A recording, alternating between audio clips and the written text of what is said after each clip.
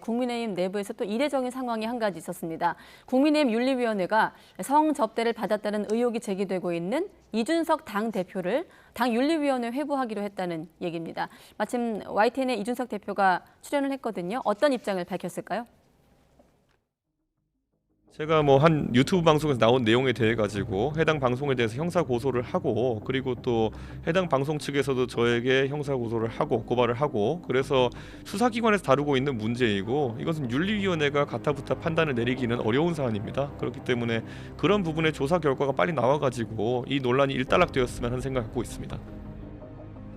네, 현직 당대표에 대한 징계 안건이 윤리위에 올라간 건 처음인데 이번에 신인규 부대변인께 먼저 여쭤보면 어떻게 좀 보십니까? 일단은 이게 이제 그 보수 유튜버에 의해서 그 의혹이 처음에 제기가 됐는데요. 이제 여기까지 이제 좀 긴 시간 여기까지 이제 끌어온 건 사실입니다. 네. 근데 이제 다만 이게 이제 사실 수사 중인 사안이고 지금 고소를 한 상태로 제가 알고 있습니다. 그래서 이분에 대해서 사실 이제 징계로 갈 수 있는 대상이 되는지가 일단 첫 번째 그 대상이 되는지가 조금 의문이고요. 네. 그다음에 이제 사실은 그 징계위원을 할 때 징계를 할 때 윤리위원회에서 합니다. 근데 윤리위원장은 사실 당 대표가 임명을 하거든요. 그래서 어떻게 보면은 본인이 임명한 그 윤리위에 가서 사실 이 대상이 돼야 된다는 것인데, 제가 알기로는 지금 당 대표가 윤리위원회에 지금 제소가 된 게 처음이라고 지금 알고 있습니다. 그래서 네. 이게 선례가 없는데, 규정을 좀 보니까 당의 사무처, 그러니까 당직자들이 이제 이런 당직자 내지는 국회의원 이런 당의 구성원들이 이제 징계 대상자로 돼 있고, 규정상에서는 대표는 좀 빠져 있습니다. 그래서 이 부분에 대해서는 과연 이게 좀 대상이 되는지에 대한 좀 해석상의 여지는 좀 논란이 될 수 있다라고 보고요. 일단은 윤리위에서 절차를 진행한다고 했기 때문에 윤리위는 또 독립적으로 운영이 됩니다. 그래서 거기에 또 판단을 좀 지켜봐야 되지 않는가 이렇게 평가합니다. 대상이 되는지 아닌지에 대한 또 논란이 있을 수도 있다. 아마 논란은 계속 있을 겁니다. 이 선례가 없기 때문에 조금 이제 처음 하는 거다 보니까 많은 여러 가지 해석상의 논란이 있을 것 같습니다. 네, 규정으로도 해석이 어렵다는 행위를 하고 있다는 거네요. 저는 이제 본령으로 짚어서 그 유튜브는 문제가 많다고 비판을 굉장히 많은 유튜브거든요. 가짜 뉴스 일 개인에 대한 저격 이런 것부터 해가지고 굉장히 비판을 받는 유튜브인데, 거기서 떠드는 거를 정당 한 공당이 다 받아들여서 윤리위에 회부하고 이러면은 정당이 제대로 기능할 건가 이런 생각 때문에 조금 놀랬습니다. 그리고 원론을 말하자면 이거 경찰 조사 진행 중이지 않습니까? 네. 경찰 조사가 진행이 되고 사실관계가 특정이 돼야 그 사실관계를 놓고 정당에서 이것을 어떻게 처리할 것인가를 이야기할 수 있는데, 지금 아무 사실관계가 없는데 윤리에 회부되면 대체 어떤 식으로 진행할 것인가에 대한 의문이 있습니다. 그래서 이 부분에 대해서는 저는 윤리에 회부된 것 자체가 의아하다. 이거는 경찰 조사를 보고 사실관계가 드러나고 나서 그 조사가 이루어지고 난 뒤에 진행해야 될 문제다. 그런 생각이 듭니다. 수사기관이 다룰 문제라는 이준석 대표 입장에 좀 같이 하시는 거군요. 예, 사실은 원론적으로 저 얘기가 좀 맞다고 생각합니다. 네, 자 일단 앞서 대상이 되는지 안 되는지 논란이 있다고 하셨습니다만 일단 물리적으로 자 징계 수위 같은 경우 이제 윤리위의 징계 수위가 제명, 탈당, 권유 등 4단계로 구분이 되는 걸로 알고 있거든요. 좀 더 지켜봐야 되겠습니다만 윤리위 어떤 결정에 따라서 대표직과 관련해서는 좀 어떻게 전망하십니까?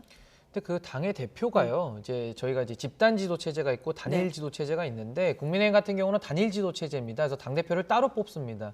그래서 전 당원들이 이제 투표를 해서 전당대회에서 선출을 한 민주적 정당성을 가진 직책이기 때문에 이게 윤리위에서 어떻게 보면 당 대표를 소위 말하는 이게 나가라라고 할 수 있는 그런 자리는 아닙니다. 아까도 설명드렸다시피 윤리위원장도 대표가 임명을 하거든요. 그러니까 네. 체계에 맞지가 않습니다.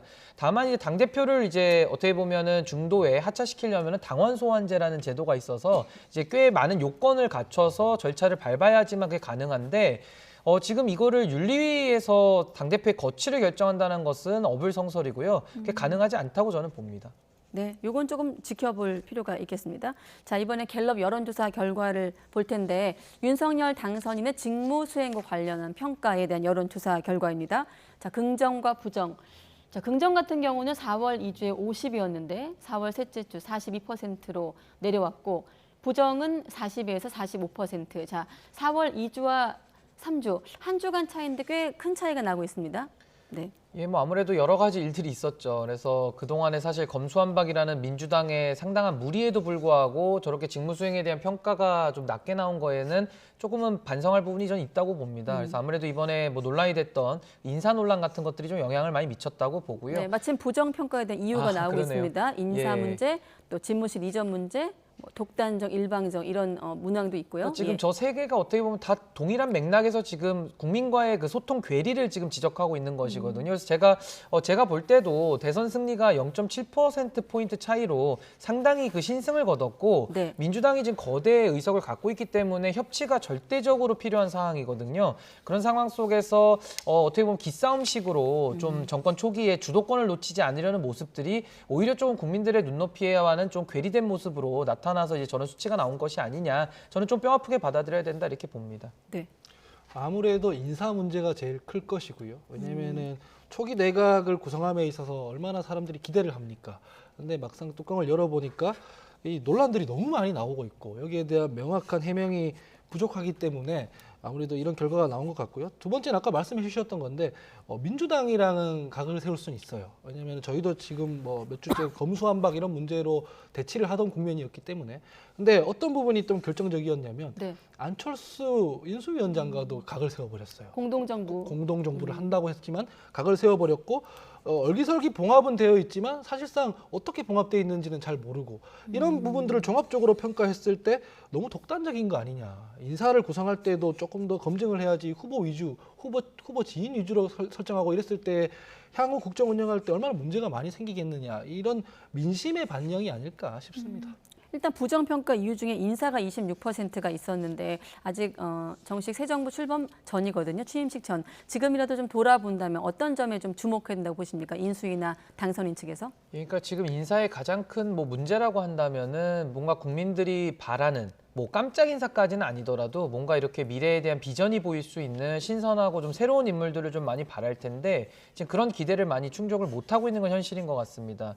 게다가 이제 어떤 특정 인사들에 대해서는 지금 국민 여론들이 상당히 부정적으로 형성이 되고 있는 상황임에도 불구하고 계속 이제 버티기식으로 나가게 되면 어떻게 보면 어느 정부나 다 잘못은 할 수 있습니다. 그러나 그 잘못이 나왔을 때 인정하고 그 잘못을 대처하는 태도를 더 국민들은 높게 봅니다. 그래서 저는 조금 그런 부분에 대해서는 특히 인사 부분에서 더 신중하고 국민들의 목소리를 더 귀 기울여 듣는 낮은 마음과 낮은 자세가 더 필요하다 이렇게 봅니다. 네, 알겠습니다. 당선인의 직무수행평가 긍정과 부정이 또 앞으로 추이가 어떻게 바뀔지 지켜보겠습니다. 하원기 전 상근 부대변인 또 신인규 전 상근 부대변인 두 분과 함께했습니다. 오늘 고맙습니다. 감사합니다.